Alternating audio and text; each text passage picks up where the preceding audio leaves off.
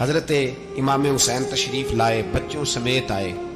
حور بن یزید ایک شخص تھا، حور بن یزید، حور بن یزید نام یاد رکھنا۔ حور بن یزید ایک مختصر سا لشکر لے کے اس نے امام حسین کو ایک جگہ پہ روکا، پھر دوسری جگہ پہ روکا، بالآخر تیسری جگہ پہ روکا تو امام حسین نے فرمایا جگہ کون سی ہے؟ کہا حضور کرب و بلا۔ فرمایا بس یہی خیمے لگا دو، یہی۔ حضرت سیدہ زینب نے پوچھا امام حسین سے کہ سارے زمانے نے روکا ہے، ٹھیک ہے آپ حق پہ ہیں، یہ بھی سب نے کہا ہے آپ حق پہ ہیں، پر روکا بھی سب نے، آپ روکے کیوں نہیں؟ تو ابن کثیر اور ابن اسیر لکھتے ہیں کہ امام حسین رو پڑے، کہنے لگے بہن میں رک جاتا پر میں نے رات کو نانا مصطفیٰ کو خواب میں دیکھا ہے۔ تو حضور نے فرمایا حسین اگر آج یہ رواج پڑ گیا نا یزید جیسے لوگوں کا تو قیامت تک پڑا رہے گا، پھر لوگ کہیں گے کوئی نکلا نہیں تھا تو ہمیں بھی نکلنا، پھر لوگ ظالموں کے سامنے گردنیں جھکانے کے عادی ہو جائیں۔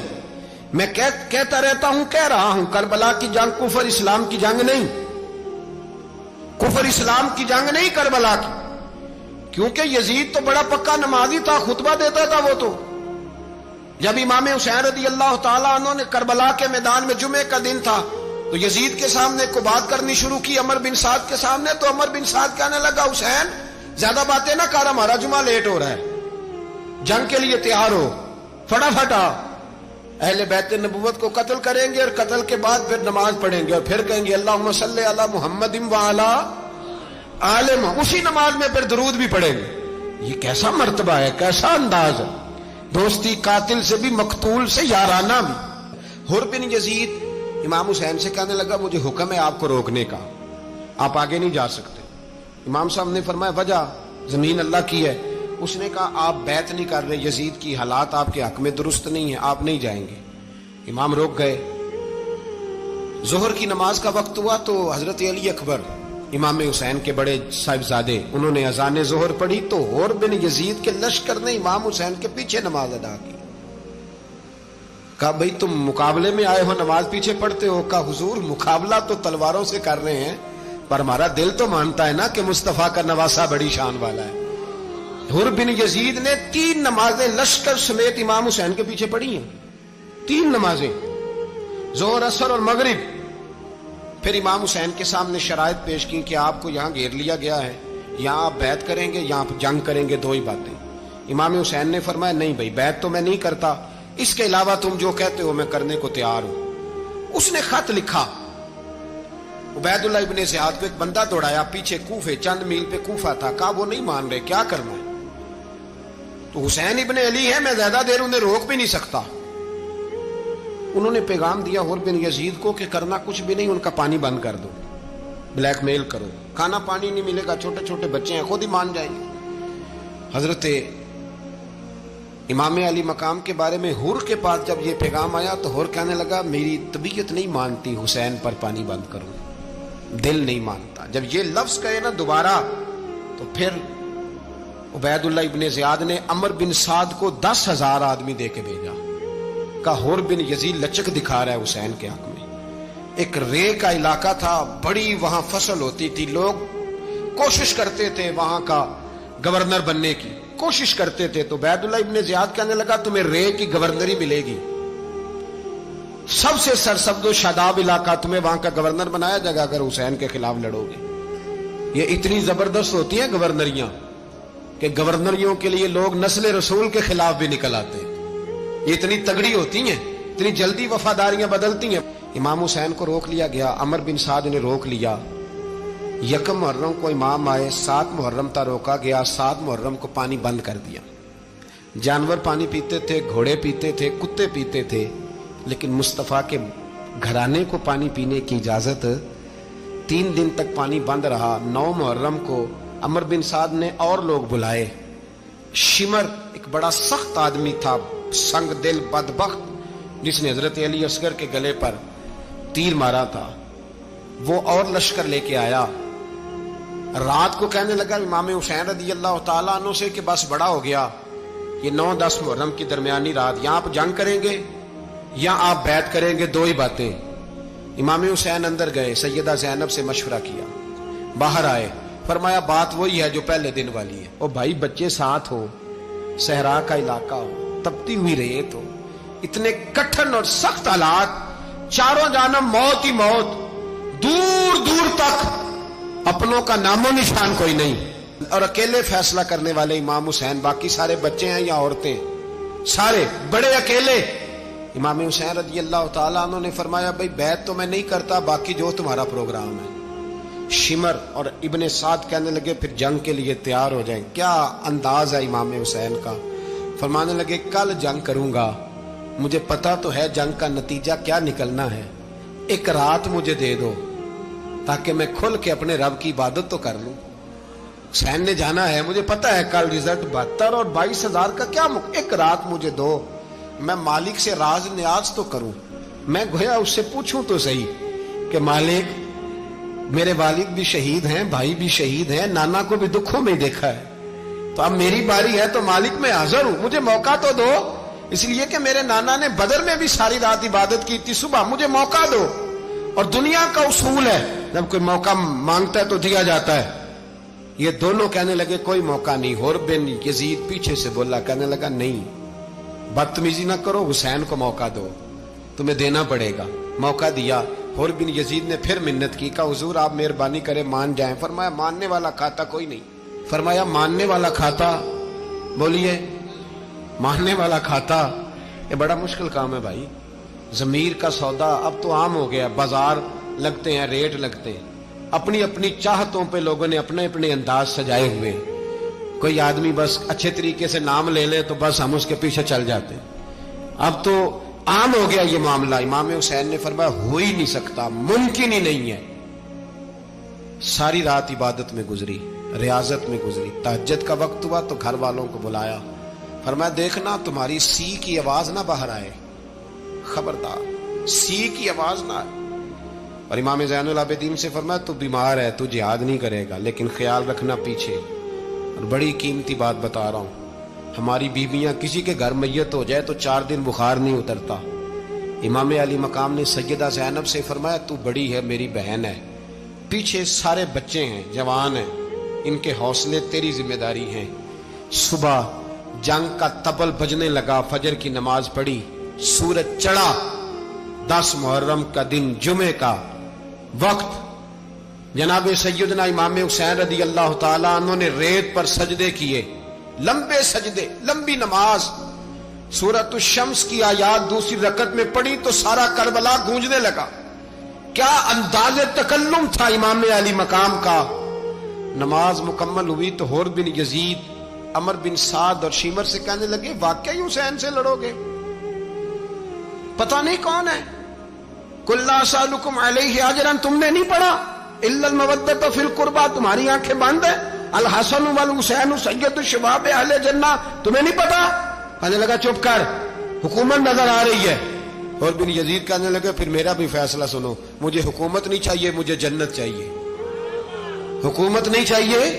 इमाम हुसैन की पहली फतह देखें, और बिन यजीद एड़ी लगा के ना यजीद के लश्कर से निकल के इमाम हुसैन के लश्कर में शामिल हो गया। और पहला शख्स जिसने इमाम हुसैन को रोका, इमाम हुसैन के नाम पर पहला सर भी इसी शख्स ने कटाया है। लेकिन यजीद की कब्र पे लानत भी कोई नहीं बरसाता, उसका महल था बहुत बड़ा।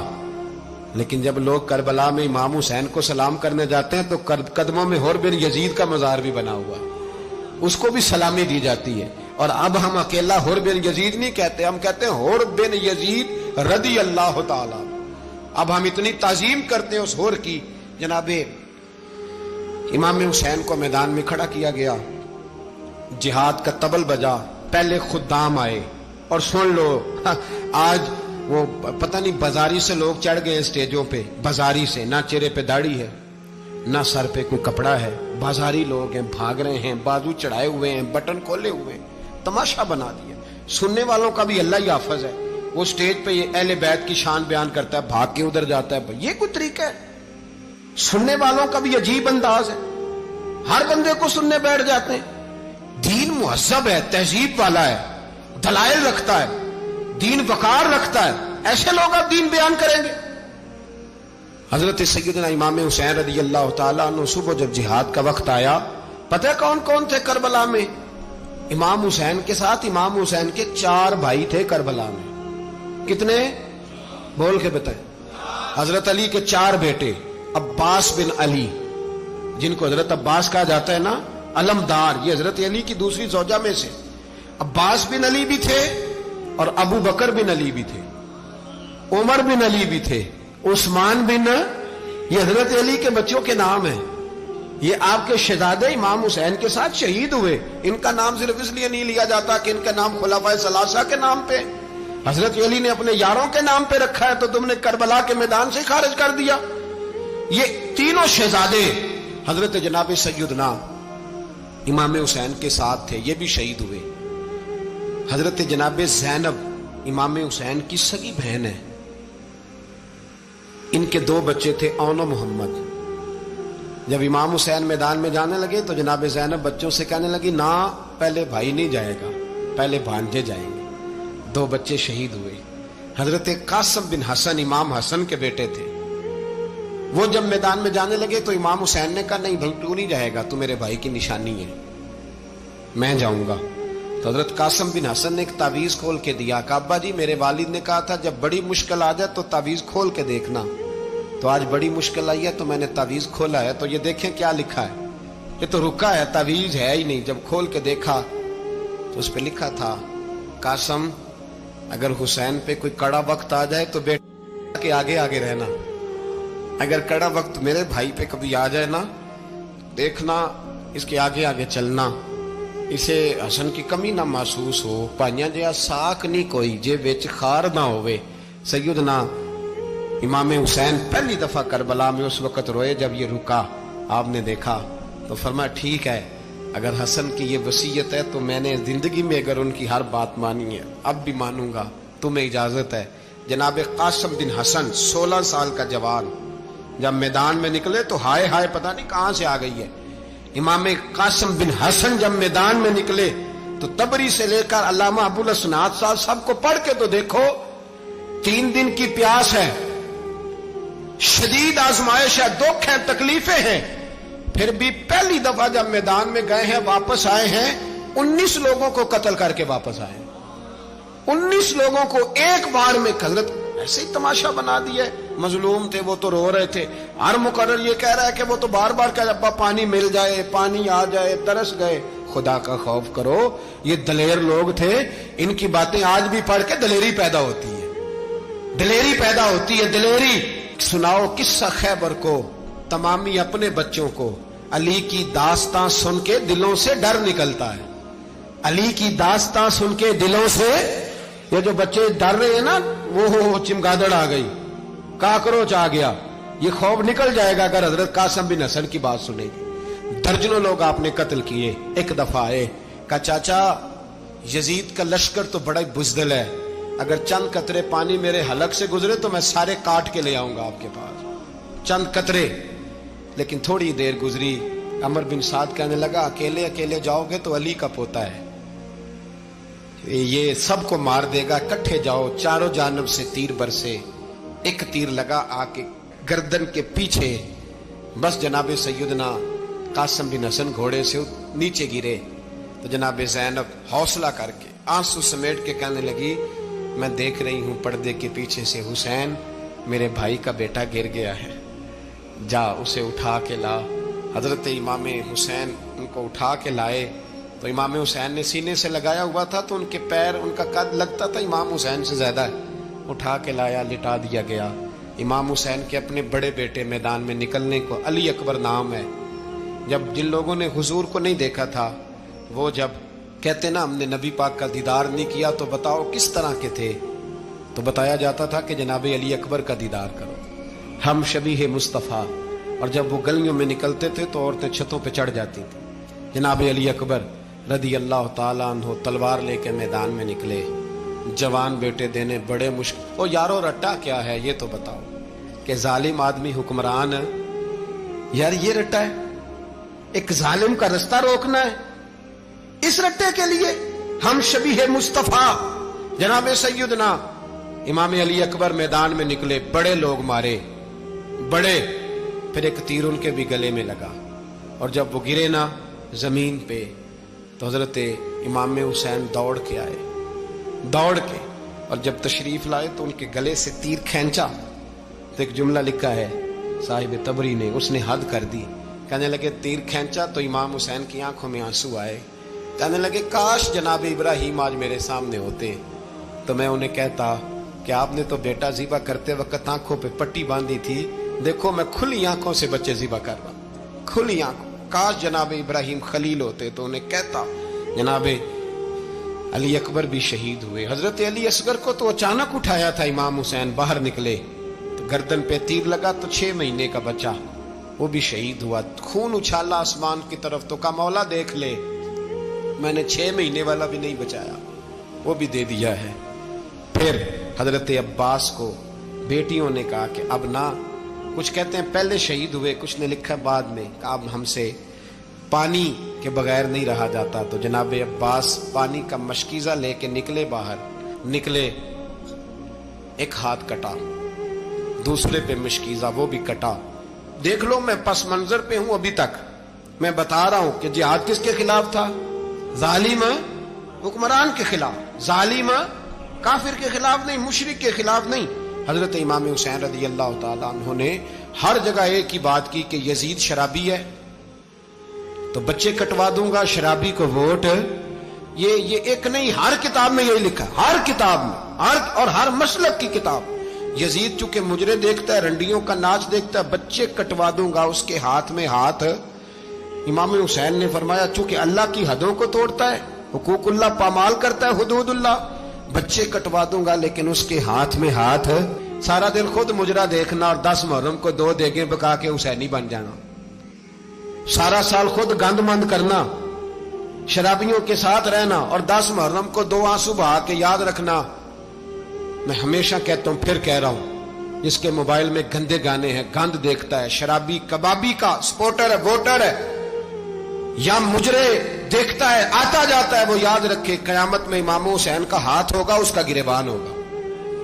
हमसे न रकम होंगे कसीदे यजीद के, हम लोग तो हुसैन के सीरत निगार। हजरत अब्बास बाजू कटा, फिर पानी तो भर लिया था, ला ना सके, फिर गर्दन कटी तो शहीद हुए। बच्चों की भी शहादत हुई, पर जब उनका लाशा उठाया तो इमाम हुसैन कहने लगे मौला अब ना हुसैन की कमर कमजोर हो गई है, अब कमजोर हो।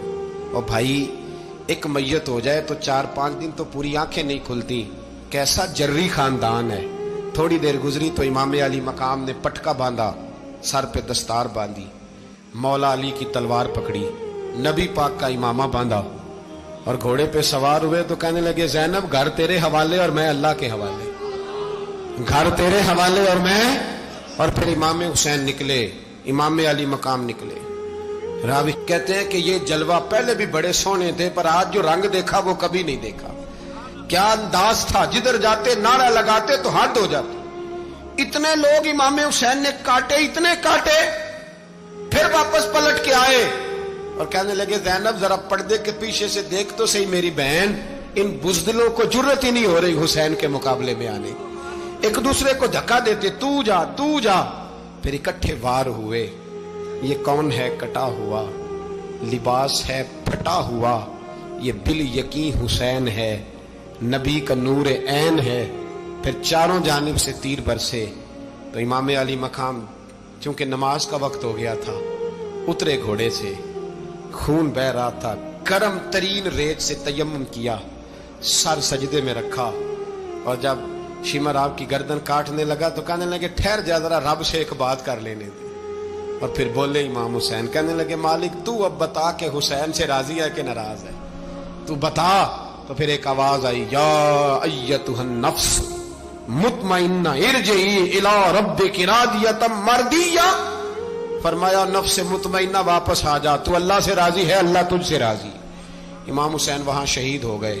अब ये काफिला इमाम हुसैन का सर काट, जरा देखना गौर करना, सर काट के नेज़े पे रखा है, जिस्म करबला में पड़ा है। औरतों को घोड़ों पे बिठा के ले जाया गया यजीद के दरबार में। यजीद पहले उबैदुल्लाह इब्ने ज़ियाद ने बदतमीजी की, फिर यजीद ने की। सऊदी अरब का एक मौलवी बोल रहा था, सऊदी अरब का, उनसे भी बड़ा इश्क है, जिसने तकरीर सुननी हो मेरे पास है।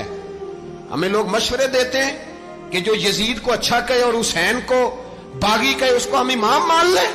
اس بے شرم بے حیا کو جو نبی پاک کے گھرانے کے بارے میں بکے، اسے امام سعودی عرب میں مسجد نبی میں درس دینے والا جس نے تقریر سننی ہو میرے پاس ہے، وہ کہتا ہے یزید تو بڑا اچھا آدمی تھا، اس نے تو بڑی خدمت کی، تو میں نے اسے کہا رشتہ داری کر لیا یزید کے ساتھ، قریب ہو جا۔ شرم نہیں آتی؟ آج بھی نبی پاک کا دل دکھاتے ہو، حیا نہیں آتی، خیال نہیں آتا؟ اور لوگ گھر میں بیٹھ کے باتیں کرتے ہیں، کہتے ہیں جی جو بیت اللہ میں ہو وہ بھی برا ہو سکتا ہے۔ بیت اللہ میں تو 360 بت بھی تھے، وہ اچھے تھے۔ مدینے میں تو 360 منافق بھی رہے، پوری سورہ منافقون نازل ہوئی، وہ اچھے تھے۔ عجیب تماشا بنا دیا لوگوں نے مذہب کا۔ کہتا ہے یزید نے تو بڑی خدمت، تو عبید اللہ ابن زیاد نے قتل کیا۔ بے شرمو، اگر عبید اللہ ابن زیاد نے بھی قتل کیا تھا تو حکومت کس کی تھی؟